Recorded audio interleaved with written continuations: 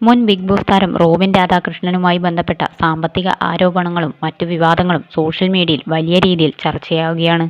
ഇതിനിടെ തന്നെയോ തന്റെ ബ്രാൻഡിനെയോ ഈ വിവാദങ്ങളിലേക്ക് വലിച്ചിഴക്കരുതെന്നും പ്രശ്നം റോബിനും കുറ്റം ആരോപിക്കുന്നവരും തമ്മിൽ തീർത്താൽ മതിയെന്നും വ്യക്തമാക്കി ആരതി പൊടി കഴിഞ്ഞ ദിവസം രംഗത്തെത്തിയിരുന്നു.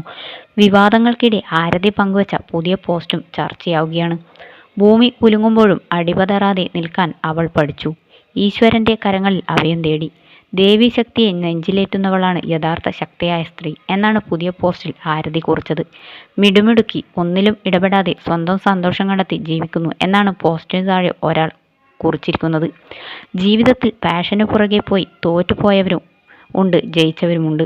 ആരതി പൊടി എന്ന വ്യക്തി ജയിച്ചൊരാൾ ആണെന്ന് കരുതുന്നു. എന്നാൽ കയ്യെത്തും ദൂരത്ത് തൻ്റെ സ്വപ്നങ്ങളെ നഷ്ടപ്പെട്ടു പോയ ഒരാളാണ് റോബിൻ.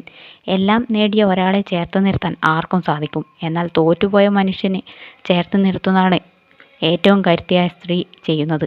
പരസ്പരം മനസ്സിലാക്കുക, കരുതലാകുക, തെറ്റുകൾ തിരുത്തപ്പെടട്ടെ.